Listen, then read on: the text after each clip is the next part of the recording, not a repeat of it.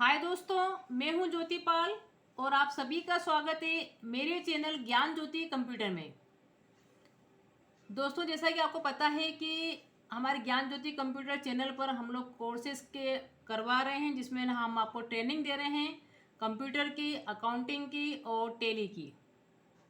तो आज जो टेली की थ्योरी है, आपकी अकाउंटिंग की जो थ्योरी चल रही है, उसमें हम देख रहे हैं कि रेवेन्यू पेमेंट और कैपिटल पेमेंट क्या होता है। जैसा कि आपको पता है कि हम रेवेन्यू और कैपिटल पे बात कर रहे हैं कि अकाउंटिंग में रेवेन्यू आइटम्स क्या होते हैं और कैपिटल आइटम्स क्या होते हैं। तो इस पे हमारी चर्चा चल रही है। अगर आपने पिछले वीडियो नहीं देखे हैं तो ज़रूर से देख लें। तो आज हम देखेंगे कि रेवेन्यू पेमेंट और कैपिटल पेमेंट में क्या अंतर है। इससे आपका दोस्तों क्या होगा कि एक बहुत बढ़िया आपका बेस बन जाएगा और आपको आपको अकाउंटिंग काफ़ी इजीली समझ में आएगी। तो जैसा कि आपको पता है कि हम बात कर रहे हैं कैपिटल और रेवेन्यू पर।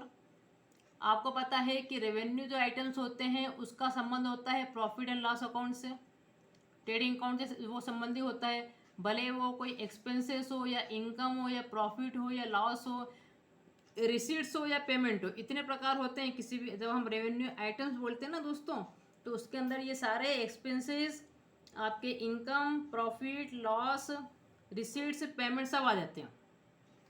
जब हम कैपिटल आइटम बोलते हैं, मतलब कैपिटल आइटम्स में क्या क्या आ जाएगा आपका कि कैपिटल एक्सपेंडिचर क्या होता है, कैपिटल इनकम या भैया प्रॉफिट क्या होता है, कैपिटल लॉस क्या होता है, कैपिटल रिसीट्स क्या होती है और कैपिटल पेमेंट क्या होता है। अगर इनका आपको क्लासिफिकेशन दोस्तों को क्लियर हो जाए तो आपके लिए अकाउंटिंग को समझना काफ़ी इजी होगा। इसीलिए हम इस पर इतनी मेहनत कर रहे हैं। जैसा कि आपको पता है कि पहले हमने सबसे पहले वाले वीडियो में इनके सारे जितने भी क्लासिफिकेशन थे उस पर सारा अपन ने डिस्कशन कर लिया था। उसके बाद हम step by step her video में इनकी डिस्कशन कर रहे हैं ताकि आपको और क्लियर हो जाएगा।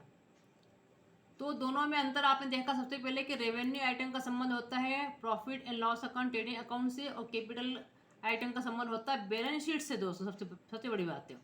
तो अगर आपको ये बिल्कुल क्लियर हो जाए कि किस एक्सपेंसेस को हम रेवेन्यू बोलेंगे, किसको हम कैपिटल बोलेंगे, कौन सी इनकम हमारी रेवेन्यू कहलाती है, कौन सी हमारी कैपिटल कहलाती है, कौन सा लॉस या प्रॉफिट हमारा कैपिटल कहलाता है या रेवेन्यू कहलाता है, कौन सी रिसीट्स हमारी रेवेन्यू है या कैपिटल है, और कौन कौन से पेमेंट ऐसे हैं जिनको कि रेवेन्यू या कैपिटल बोला जाता है।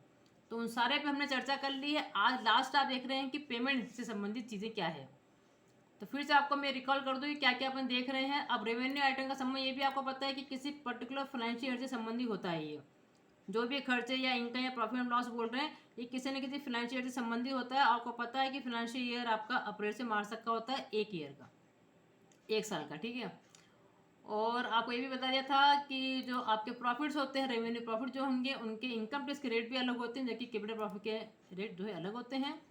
कैपिटल आइटम्स का किसी भी पर्टिकुलर फाइनेंशियल ईयर से संबंध नहीं होता है। ये कितने भी आपका जो है लमसम वाला काम होता है। इसमें इसमें कोई किसी पर्टिकुलर फाइनेंशियल ईयर की बात नहीं होती है।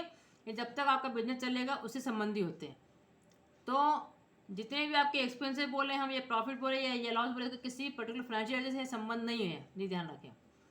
तो हमने इनके क्लासिफिकेशन देखे थे दोस्तों कि इतने हो सकते हैं कि रेवेन्यू एक्सपेंडिचर या कैपिटल एक्सपेंडिचर क्या होता है, रेवेन्यू इनकम या प्रॉफिट बोलो या कैपिटल इनकम या प्रॉफिट, ये क्या होते हैं, रेवेन्यू लॉस या कैपिटल लॉस क्या होता है, रेवेन्यू रिसीट या कैपिटल रिसीट क्या होती है। इन सब पे हम चर्चा बारी बारी से कर चुके हैं। आज हम देखते हैं कि रेवेन्यू पेमेंट या कैपिटल पेमेंट क्या होता है। तो ये आपने समझ लिया था, एक्सपेंडिचर वाले प्रॉफिट वाले आपने समझ लिए थे। और जैसा कि आपने देखा था कि रेवेन्यू जो रिसीट्स था आपका और जो कैपिटल रिसीट था, इसमें हमने आपको बता दिया था कि जो भी आपकी नॉर्मल रिसीट्स होती है जो कि करंट असेट से संबंधित होती है। करंट असेट में क्या क्या आ जाएगा दोस्तों, आपके डेटर से जो है जो आपका पैसा मिल रहा है, या आप माल को सेल करके जो पैसा प्राप्त कर रहे हैं, या जितनी भी आपकी अदर इनकम होती है, कोई आपको रेंट मिल गया, कमीशन मिल गया, इंटरेस्ट मिल गया, वो सारे आपके रेवेन्यू रिसीट, इनसे जो पैसा प्राप्त हो रहा है वो आपके रेवेन्यू कहलाता है। लेकिन जब मालिक फर्स्ट टाइम जब बिजनेस स्टार्ट करता है, वो जब पैसा लगाता है तो उसका किसी पर्टिकुलर फाइनेंशियल से संबंध नहीं है, उसने लमसम पैसा लगा दिया है। तो आपको यहाँ पे हमने पहले डिटेल में पूरा समझाया था कि ऑनर ने पैसा लगाया या फिर कहीं से आपने लोन लिया, बिजनेस ने कहीं से लोन लिया था, वो उसको चुकाना पड़ेगा भैया, ठीक है। या डिबेंचर या शेयर को बेच के जो आप पैसा आपके पास आता है उनको भी आपको चुकाना होता है। तो ये सारे जो आपको बताया था, या फ्यूचर सेट को बेच के जो आपने पैसा प्राप्त करा है, ये जो रिसीट हो रही है आपकी कैपिटल हो रही है रिसीट्स। ये अपन ने रिसीट के बारे में पढ़ा था। उसी का आप अपोजिट कर लें दोस्तों कि रेवेन्यू पेमेंट और कैपिटल पेमेंट की जब मैं बात करूँगी तो जितने भी आपके नॉर्मल जो खर्चे होते हैं, जिन भी खर्चों का आपने पेमेंट कर दिया, अब आपको पता है कोई भी शॉप चलाने के लिए, कोई भी दुकान चलाने के लिए आपको कुछ ना कुछ मिनिमम खर्चे तो करने ही पड़ते हैं। इसको बोलते हैं कि अगर ये खर्चे नहीं करोगे तो आपका आपका बिजनेस चलेगा ही नहीं, है ना। तो आपको पता है कि कुछ खर्चे आप करते हैं, है ना, भले आपने सैलरी चुकाई हो या आपने रेंट चुकाया हो या आपने माल खरीदा हो, ये सब चीज़ें क्या है इनिशियली जरूरी है। बिजली का बिल आप चुका रहे हैं, टेलीफोन का बिल आप चुका रहे हैं, सब जरूरी है ना। तो ये जो आप पेमेंट कर रहे हैं, ये सारे पेमेंट कैसे हो गए, आपके रेवेन्यू पेमेंट हो गए, क्योंकि किसी पर्टिकुलर फाइनेंशियल ईयर से संबंधित जो आप पेमेंट कर रहे हैं वो सारे पेमेंट क्या हो गए, आपके रेवेन्यू नेचर के हो गए हैं। उसके अलावा जितनी भी आपकी करंट लाइबिलिटीज होती है दोस्तों, जैसा कि मैं आपको पहले भी बताया था कि लाइबिलिटी करंट असेट्स जो थी आपकी वो आपकी संबंधी हो रही थी रेवेन्यू रिसीट से। इसी प्रकार से इसका अपोजिट करें कि करंट लाइबिलिटी में क्या क्या आ जाता है। एक तो आपका क्रेडिटर्स आ जाता है, जैसे कि आपको पता है ना, कि आपने अगर किसी पार्टी से माल उधार ले लिया है तब आपको चुकाना तो पड़ेगा ना उसको।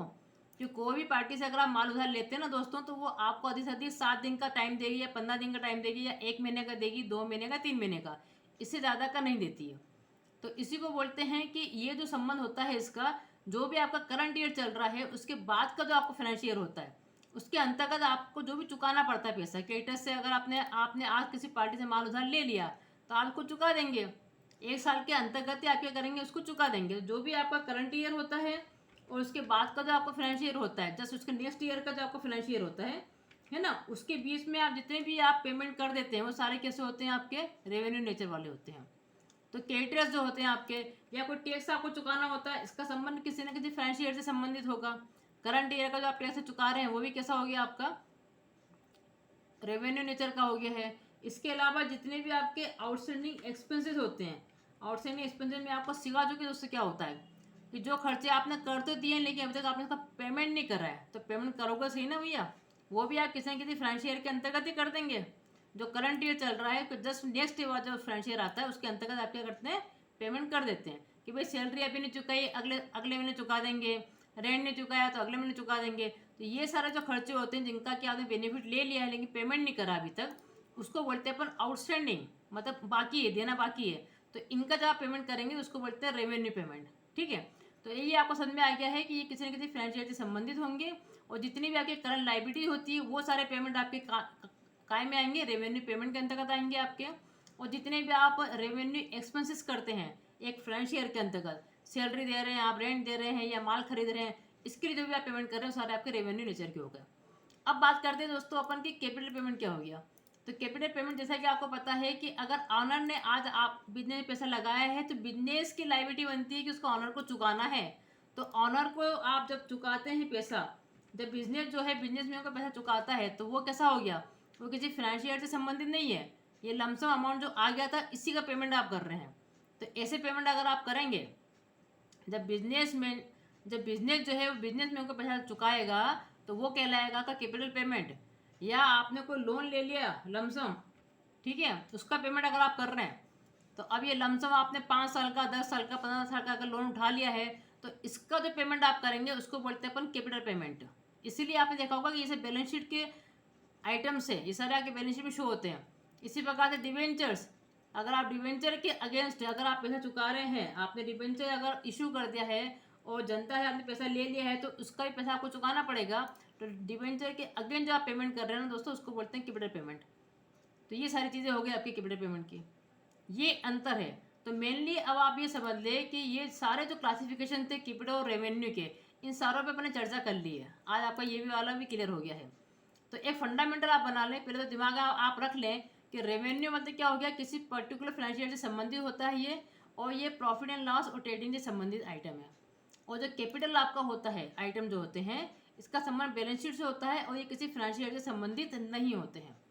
तो जो भी एक्सपेंस आप एक करंट फाइनेंशियल ईयर में करते हैं, है ना, उसको बोलते हैं रेवेन्यू एक्सपेंडिचर। और जो कैपिटल एक्सपेंडिचर होता है तो उसमें मैंने आपको बताया था कि जो आप फिक्स एसेट खरीदते हैं, आपने देखा होगा कि बैलेंस शीट में आप लिखते हैं फिक्स एसेट को, क्यों, क्योंकि इसका बेनिफिट अभी आपको लेना बाकी है, इसलिए वो आपके असेट्स है। और जिस भी वैल्यू का बेनिफिट लेना बाकी होता है वो आपके असेट कहलाती है। ये परिभाषा मैं आपको पहले भी समझा चुकी हूँ। ठीक है, तो फिक्स एसेट को खरीदने के लिए आप खर्चा कर रहे हैं, आपने अगर कार खरीदी, आपने कोई लैंड खरीदी, आपने कोई बिल्डिंग खरीदी है, आपने कोई फर्नीचर खरीदे, तो ये आप इसलिए खरीदेंगे ताकि इसको लंबे समय तक वो यूज़ करेंगे। ठीक है, तो इस पर जो खर्चा कर रहे हैं वो कहलाता है आपका कैपिटल एक्सपेंडिचर। और ये सारा डाटा अब मैं आपको डिटेल में पहले भी बता चुकी हूँ। इसी प्रकार से अगर मैं रेवेन्यू प्रॉफिट की या उसको इनकम बोले, क्योंकि आपके अकाउंटिंग में इनकम और प्रॉफिट एक ही होता है। तो रेवेन्यू इनकम या प्रॉफिट हम किसको बोलेंगे भाई, अगर आप जिस चीज़ का बिजनेस कर रहे हैं ना दोस्तों, आप किसी न किसी वस्तु का बिजनेस करते हैं, उसको बोलते हैं गुड्स। तो माल को बेचने पर अगर आपने जिस कास्ट पर खरीदा उससे ज़्यादा पे अगर आप बेच रहे हैं तो आपको प्रॉफिट हो रहा है, लेकिन अगर उससे कम पे बेचेंगे तो आपको लॉस होगा। तो वही आपका रेवेन्यू प्रॉफिट और रेवेन्यू लॉस कहलाता है। नीचे आप देख रहे हैं रेवेन्यू लॉस भी आपका मैंने समझा दिया इसके साथ में। लेकिन कैपिटल प्रॉफिट और लॉस क्या होगा, जब आप किसी फिक्स एसेट को बेच के दोस्तों, क्योंकि फिक्स एसेट बेचने का काम हमारा है नहीं, लेकिन अगर आपकी बुक में कोई कार आपने खरीद रखी है, वो कार आपने खरीदी होगी मान लीजिए कि 10-12 लाख रुपए की, और अगर मान लीजिए आज आपकी बुक में उसकी वैल्यू दिख रही है आपको 4 लाख। अब ये आपकी बुक में वैल्यू दिख रही है 4 लाख, अगर इनकेस आपने उसको बेच दिया है 6 लाख में, तो अब ये 6 लाख में आपने बेच दिया मतलब 2 लाख का सीधे आपको प्रॉफिट हो रहा है। तो ये प्रॉफिट कैसे कहलाएगा, ये प्रॉफिट कहलाएगा आपका कैपिटल प्रॉफिट, क्योंकि हर बार नहीं होता है, इसका कोई हमारा काम नहीं, इसका कोई बिजनेस नहीं हमारा। अगर बिजनेस के संबंधी हम काम कर रहे हैं, उसको बेच रहे हैं, तो वो तो हमारा प्रॉफिट कहलाता है रेवेन्यू प्रॉफिट। लेकिन अगर फिक्स एसेट को बेच के जो प्रॉफिट हो रहा है वो आपका कहलाएगा कैपिटल प्रॉफिट, क्योंकि इसका काम नहीं, धंधा नहीं हमारा। इसी प्रकार से अगर आपने 6 की जगह उसको अगर 3 में बेचा होता, बुक में वैल्यू दिख रही है उसकी 4 लाख की, लेकिन आपने बेचा उसको 3 में, तो आपको 1 लाख का लॉस हो गया, तो ये कहलाता है कैपिटल लॉस। तो ये छोटे छोटे से अंतर है, लेकिन ये आपको क्लियर होना चाहिए, ठीक है। इसी प्रकार से रेवेन्यू रिसीट जो कैपिटल रिसीट से, ये भी मैंने आपको बता दिया था कि रेवेन्यू रिसीट आपको संबंधी होते हैं करंट एसेट से। मतलब माल को बेच कर जो आपकी इन्वेंट्री होती है, जो गुड्स होता है, उसको बेच कर जो भी पैसा आता है वो कहलाती है आपकी रेवेन्यू रिसीट्स। या डेटर जो आपको पैसा आपको देता है वो कहलाता है आपका रेवेन्यू रिसीट्स, ठीक है। और इसी प्रकार से कैपिटल रिसीट क्या होगी, जब मालिक कोई पैसा लगाता है तो बिजनेस में जो पैसा आता है वो कहलाता है आपका कैपिटल रिसीट, क्योंकि इसका संबंध किसी पर्टिकुलर फाइनेंशियल से नहीं है। ये लमसम जब तक आपकी दुकान चलेगी तब तक ये पैसा आपके पास रहेगा। आपने कोई लोन उठाया है 10 साल का, 12 साल का, 15 साल का, उससे जो पैसा आया है वो कहलाएगा आपका कैपिटल रिसीट्स, ठीक है। आपने डिवेंचर इश्यू करा, उससे जो पैसा आया है वो कहलाएगा कैपिटल रिसीट्स। उसी का उल्टा अपन अगर करें तो रेवेन्यू पेमेंट कौन से हो गए, जो पेमेंट आप जनरली करते हैं एक दुकान को चलाने के लिए, आपको जो भी खर्च करने पड़ते हैं, मतलब जो भी खर्चों के अगेंस्ट जो भी हम पैसा, जो भी रेवेन्यू एक्सपेंडिचर है उसके अगेंस्ट जो भी आप पेमेंट कर रहे हैं वो सारे आपका रेवेन्यू पेमेंट है। आप सैलरी चुका रहे हैं, आप माल को खरीद रहे हैं, उसके लिए आपको पैसा देना पड़ रहा है, ठीक है। उसके अलावा जो आपकी करंट लाइबिलिटीज होती है ना दोस्तों, उसके अगेंस्ट जो आप पेमेंट कर रहे हैं, आप अगर क्रेडिटर्स को पेमेंट कर रहे हैं, आप टैक्स को चुका रहे हैं, या आपके कोई आउटस्टैंडिंग एक्सपेंसेस है उनको आप पेमेंट कर रहे हैं, तो वो सारे आपके रेवेन्यू पेमेंट कहलाएंगे। लेकिन कैपिटल पेमेंट कैसा होगा, कैपिटल पेमेंट जब आप ऑनर को पैसा वापस कर रहे होंगे, जब आपने कोई लोन उठा लिया 10-12 लाख का, ठीक है, 10-12 साल के लिए या 15 साल के लिए, तो उसके अगेंस्ट जो आप पेमेंट कर रहे हैं वो कहलाएगा आपका कैपिटल पेमेंट। डिबेंचर का जो आप पेमेंट कर रहे हो वो कहलाएगा आपका कैपिटल पेमेंट। तो एक बारीक से इसका अंतर है, लेकिन अगर आप सारी वीडियो दोस्तों अगर ध्यान से सुनेंगे समझेंगे तो ये क्लियर आपको पूरा हो जाएगा। तो यही था आपका सेशन आपका कि कैपिटल और रेवेन्यू पे अपन काफ़ी डिस्कशन करा है। आप प्ले लिस्ट में जाके सारी चीज़ें देख सकते हैं, पढ़ सकते हैं, इसका लाभ उठा सकते हैं। तो ठीक है दोस्तों, आज का अपना ये सेशन पूरा हो गया है। तो इसी प्रकार बने रहें चैनल पर, उसको लाइक करें, कमेंट भी करें, शेयर भी करें और सब्सक्राइब जरूर करें। Thank you so much.